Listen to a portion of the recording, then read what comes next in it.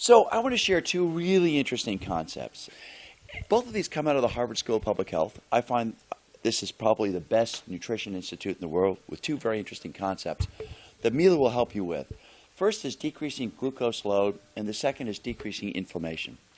Now, glucose load is the #1 risk factor for women in terms of obesity and diabetes, likely for men too, but the studies were done on women in the Far East and in the United States. If I take a carbohydrate, my blood sugar will go up a certain amount. So if you have something that comes into your bloodstream really quickly and rips up, you have a very high blood sugar. And what happens?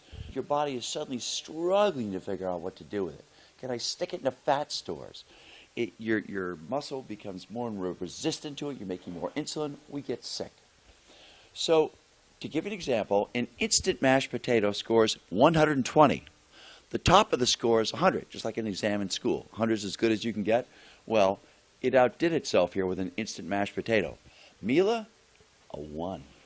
The lowest measurable glycemic index of any food in the world. So the problem is that this tremendous load of blood sugar accelerates fat storage. And it is a load.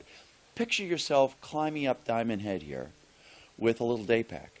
Now picture yourself climbing up Diamond Head with the kitchen sink, your refrigerator, and some of your bedroom furniture on your back. I mean, you're struggling, you're sweating, you can barely do one step after the other, so it is a real load. Now, most dieters here are smart. They go, sure, I know, I'm not going to have that Coca-Cola or a lot of them. That's a lot of blood sugar. The trouble is it's multiple servings of a moderate glycemic load that increases the risk. And to make that crystal clear, let's add them up. I start out with a Starbucks bagel downtown this morning. 25. Doesn't seem terrible. Then I have a whole wheat pretzel. Whole wheat doesn't seem bad. I'm up to 28.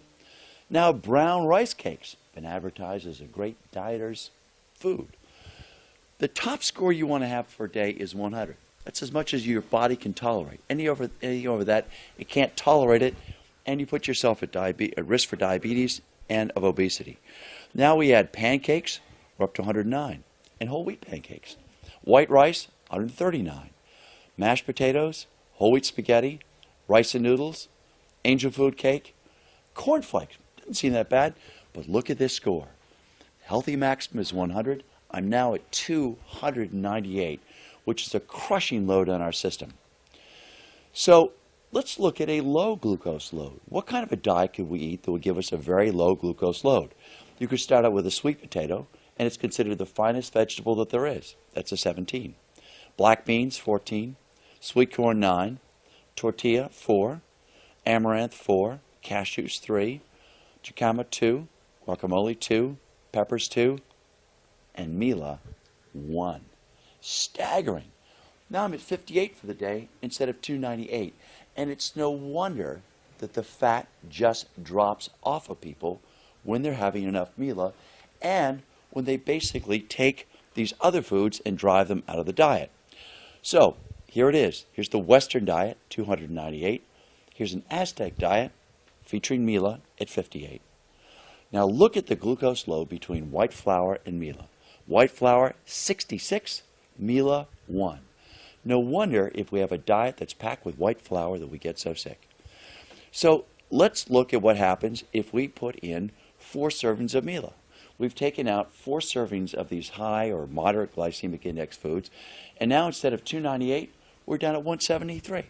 That's pretty good. We've done a great job. But it's an interesting point. And if you just have 1 scoop of Mila on top of all these other foods, it's not making much of a difference. If you have multiple scoops of Mila and you're displacing these glycemic index foods, look at what happens to this score and look at how much healthier you become.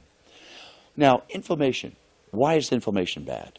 Well, inflammation leads to obesity and diabetes and heart disease. I'm giving a talk at the end of the month at Harvard Medical School, and that's going to be on inflammation and brain health. It turns out that if you have someone that's overweight and has a high amount of inflammation, they have all the symptoms of depression. They feel just plain terrible. So a great deal of why we feel awful worldwide is because we have inflammation. If I were to take you on a trip into one of your coronary arteries, the arteries that supply your heart. A healthy one would be pink. It'd be pink and fresh and young and look great. An inflamed one would look like a bad case of acne. It would be red. You'd have things that look like pimples that have a little bit of yellow in the middle of it. And when those burst, what happens? You have a heart attack. Now let's take a look at what happens here with foods. Inflammatory foods, obviously high saturated fats. Kimmy was talking about the omega-6 fatty acids. Corn oil, safflower oil, peanut oil. All of those oils are omega-6s. The more of those, the more inflamed we are. Not enough omega-3s.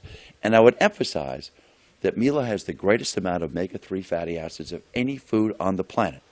Not enough olive oil, and of course the high glucose load that we've seen. Now let's add some foods up and look at inflammation. I have a pancake. Now, anything below 0 is inflamed. And we're going to see how far below 0 we can drive. Pancake, minus 51. Cornflakes, now we're down to minus 123.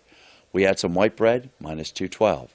Add some spaghetti, white rice, a tortilla, and white flour, minus 1328. Staggering in terms of the amount of information that we have. So much so, there's not even enough room on the slide for it.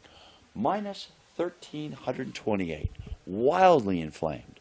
No wonder we're overweight, have diabetes, have coronary artery disease, are depressed, and feel just plain awful. Now, let's look at anti-inflammatory foods. Some pinto beans, taro, cilantro, add some amaranth.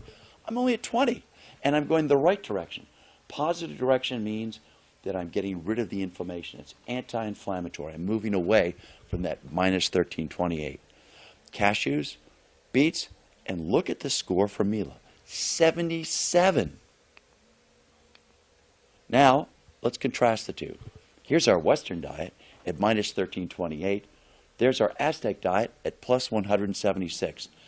If you remember nothing else from today, simply remember this slide because it shows you the staggering difference between the real poison of the Western diet and what I would call the Aztec diet. Now, contrast Mila to white flour. You get up in the morning, you have 2 scoops of this instead of pancakes, or 2 scoops of this instead of a bagel. Look at the difference. Here's white flour at minus 421. There's Mila at 77. So here we have the highly inflamed diet. Let's fix it. Let's add 1 scoop of Mila, a 2nd scoop of Mila, a 3rd scoop of Mila, and a 4th one brings us to plus 96. Look how we fixed our inflammation.